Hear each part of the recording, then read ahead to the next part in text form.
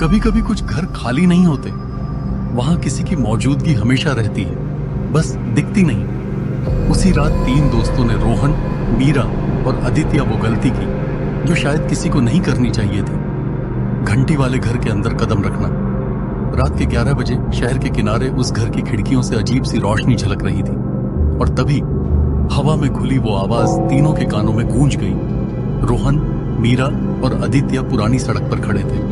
सामने खड़ा था वो टूटा फूटा घर जिसकी दीवारों पर समय के दाग, टूटे कांच की खिड़कियां और एक पुरानी घंटी जमी थी जो हर घंटे खुद ब खुद बजती थी।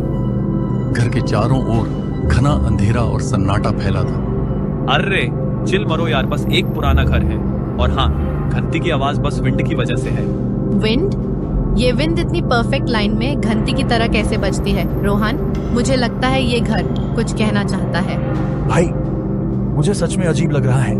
लगता है कोई या कुछ हमारी तरफ देख रहा है। जैसे ही वो कदम बढ़ाते हैं, घंटी की हल्की खनक होती है। साइलेंस।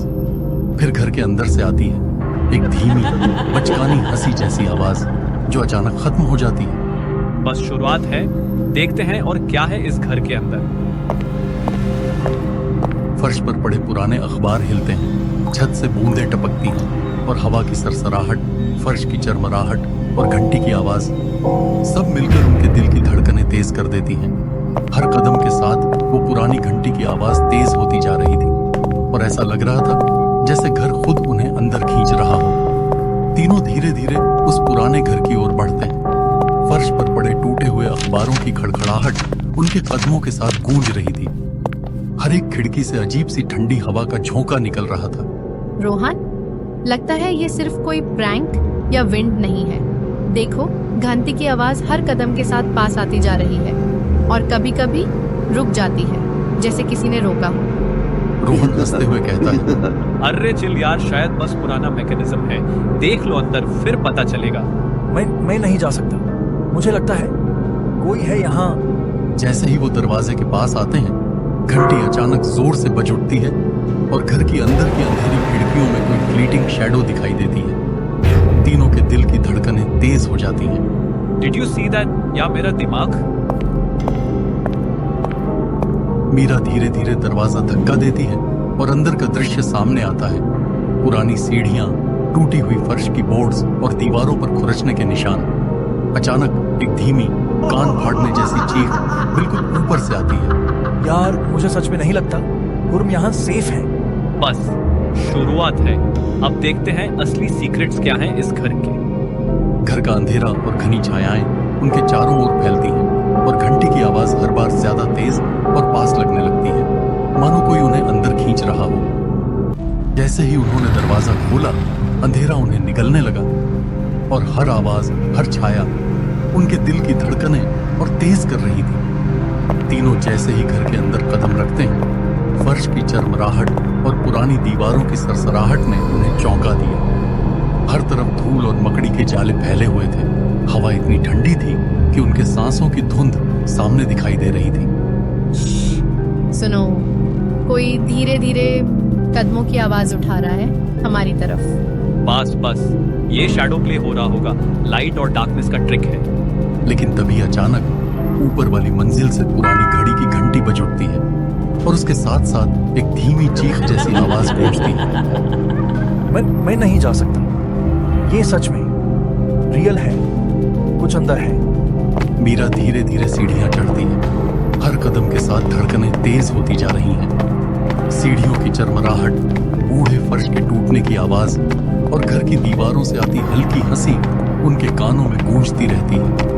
रोहन, जो हंसता हुआ अंदर गया था, अचानक चिल्लाता है, गाइस, यहाँ कोई या कुछ मूव कर रहा है। तीनों की आंखें चारों तरफ घूमती हैं और उनके सामने दीवार पर किसी ने खुरच कर लिखा हुआ था, तुम भी अब अकेले नहीं हो।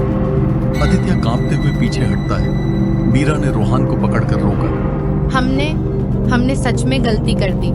ये घर कुछ ज्यादा जानता है। जैसे ही उन्होंने एक कमरे की तरफ कदम बढ़ाया, अंधेरा अचानक घना हो गया और एक ठंडी हवा उनके गले में गूंजी, मानो किसी ने उन्हें अंदर खींच लिया हो। तीनों धीरे धीरे घर के पुराने कमरे में घुसे। कमरे के बीच में एक टूटा हुआ झूला पड़ा था जो हल्का हल्का हिल रहा था बिना किसी स्पर्श के। ये कौन हिला रहा है? यहाँ कोई है? रोहन देखो ना। रोहन आगे बढ़ता है, फोन की फ्लैशलाइट चालू करता है। उसकी रोशनी जैसे ही कमरे के कोने में पड़ती है, वहां एक सफेद परछाई झूलती हुई दिखाई देती है और कमरे में अचानक ठंडी हवा चलती है। मुझे अब यहाँ से निकलना है। ये रियल है, कुछ यहाँ है। जैसे ही रोहान हाथ बढ़ाता है, झूले की आवाज अचानक बंद हो जाती है। साइलेंस। फिर एक धीमी बच्ची जैसी हंसी कमरे के सबसे अंधेरे कोने से आती है। रोहान हिम्मत दिखाने की कोशिश करता है। गाइस, ये शायद कोई प्रैंक तो नहीं? मीरा धीरे धीरे झुककर फर्श पर कुछ देखती है। वहां फुरच कर लिखा हुआ था, तुम्हें देखा जा रहा है। आदित्य पूरी तरह डर जाता है। गाइस, हमने गलती की। ये घर सच में हमें कोई देख रहा है। बस अभी हम सेफ नहीं हैं। कुछ तो अंदर है जो हमें पहचान गया है। छाया धीरे धीरे कमरे के चारों ओर फैलती है और घंटी की आवाज अब कमरे के अंदर की हर चीज के साथ सिंक्रोनाइज होने लगी है। जैसे ही उन्होंने कमरे के अंदर और कदम बढ़ाए, हवा अचानक ठंडी हो गई और घर की हर चीज उनके डर को और भी तेज कर रही थी। तीनों अब कमरे के बीच में खड़े थे। झूला अब लगातार हिल रहा था और छत की पुरानी लटकती हुई लोहे की चेन अपने आप खड़खड़ाने लगी। कमरे का अंधेरा इतना गहरा था कि फ्लैशलाइट की रोशनी भी उसकी सीमा तक पहुंच नहीं पा रही थी। रोहन, ये अब कोई खेल नहीं है। कुछ यहाँ अंदर है और हमें देख रहा है। रोहन हिम्मत दिखाते हुए कहता है, बस थोड़ा धैर्य रखो, शायद बेसमेंट में कोई मैकेनिज्म है। लेकिन तभी घंटी की तेज खनक अचानक कमरे में गूंज उठती है और फर्श पर रखी चीजें अपने आप गिरने लगती हैं। आदित्य डर से चिल्ला पड़ता है, हम अब सेफ नहीं हैं। मैं बाहर नहीं निकल पा रहा। जैसे ही रोहान एक कदम उठाता है, कमरे की दीवारों पर अचानक गहरे निशान उभर आते हैं और दीवारों की परछाई एक मानव जैसी आकृति में बदल जाती है। यह सच में है।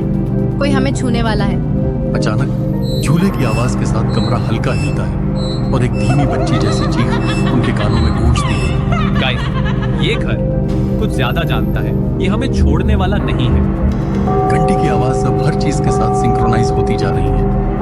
हर कदम के साथ वो आवाज और तेज होती जा रही थी और अब ऐसा लग रहा था जैसे घर ने उन्हें अपने अंदर खींच लिया हो। तीनों कमरे के सबसे पुराने कोने में पहुंचते हैं। झूला अब तेजी से हिल रहा है। फर्श की चरमराहट इतनी तेज हो गई कि हर कदम गूंज रहा था। अचानक एक पुराना पर्चा फर्श पर गिरता है। उस पर लिखा था, जो भी इस घर में रात बिताएगा उसकी आत्मा हमेशा हमारे साथ रहेगी।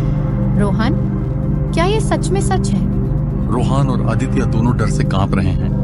तभी कमरे की दीवारों पर अचानक छाया एक इंसानी आकार ले लेती है और घंटी की आवाज बिल्कुल उनके सिर के पास गूंजती है। मैं बाहर नहीं जा सकता। ये कुछ इंसान नहीं, ये कुछ और है। बस जल्दी नीचे जाते हैं। बेसमेंट, शायद क्लू वहां हो। जैसे ही वो बेसमेंट की तरफ मुड़ते हैं, दरवाजा अपने आप बंद हो जाता है और घंटी लगातार बजने लगती है। हर घंटी की आवाज के साथ कमरे की अंधेरी छाया जीवित होती दिखती है। ये अब सिर्फ डर नहीं है, कुछ सच में हमसे खेल रहा है। कमरे के चारों ओर अचानक हवा और ठंडी हो जाती है और एक धीमी बच्ची जैसी चीख उनके कानों में इतनी स्पष्ट सुनाई देती है कि सबकी रूह कांप उठती है। घंटी की हर खनक अब उनके कानों में गूंज रही है और कमरे की दीवारें जैसे जीवित हो उठी। हर चीख उनके अंदर तक उतर रही थी। अचानक वही कमरे का दरवाजा अपने आप खुलता है। तीनों बेसमेंट में पहुंचे। वहां पुराना टूटा हुआ घंटी वाला मैकेनिज्म पड़ा था जिस पर धूल जमी हुई थी और आसपास की दीवारें काले दागों से भरी थी। अचानक कमरे में अंधेरा घना हो गया और एक ठंडी हवा इतनी तेज चली कि तीनों की सांसें हवा में दिखाई देने लगी। रोहन, ये शैडो नहीं है, कुछ सच में हमारे आसपास है। जैसे ही उन्होंने मैकेनिज्म के पास कदम रखा, बच्ची जैसी चीख गूंज उठी। अचानक एक महिला की परछाई सफेद कपड़ों में धीरे धीरे उभरती है। उसके चेहरे की आंखें लाल और चमकदार थी। तुमने मेरी नींद तोड़ी है। अब तुम्हें मेरी दुनिया में रहना होगा। हम बाहर नहीं जा सकते। क्या हम मरने वाले हैं? रोहान और मीरा एक दूसरे का हाथ पकड़ते हैं। घंटी की आवाज हर खनक के साथ तेज होती जा रही है और बेसमेंट की दीवारों पर पुराने निवासी अचानक एक डरावनी चमक आ जाती है और उनके होंठ धीरे धीरे खुलते हैं, जैसे वो सब बोलने लगे। हमें भागना होगा, ये हमें छोड़ने वाला नहीं है। तीनों बाहर भागने की कोशिश करते हैं, लेकिन बेसमेंट का दरवाजा अपने आप बंद हो जाता है और कमरे की छाया उन्हें घेर लेती है। अचानक झूले की आवाज और घड़ी की खनक जैसे जिंदगी की अंतिम सांसें बनकर गूंज रही थी। हमें ये नहीं छोड़ने वाली, ये सच में जीवित है। और तभी आखिरी लम्हों में घंटी की आवाज और तेज हो जाती है और महिला की परछाई पूरी तरह से दिखाई देती है और उसकी भयानक आवाज तेजी से गूंजती है और तीनों की तरफ तेजी से बढ़ती है और अचानक घंटी की आवाज बंद हो जाती है। कमरे में सन्नाटा छा जाता है। अगली सुबह वह घर फिर भी वही शांत और सुनसान दिखाई दिया, लेकिन जो वहां रात बिताने आए थे वो कभी वापस नहीं लौटे। यह घर सिर्फ एक पुराना मकान नहीं, यहाँ हर दीवार, हर कोना, हर घंटी की आवाज उन लोगों की यादें समेटे हुए हैं जिनकी मौत यहाँ हुई थी। और जो भी रात को अंदर कदम रखता है वो कभी सच में बाहर नहीं आता। कभी कभी रात की खामोशी में उनकी चीखें घंटी की आवाज के पीछे छुपकर फिर गूंजती हैं, सिर्फ उन लोगों के लिए जो सुन सकते हैं।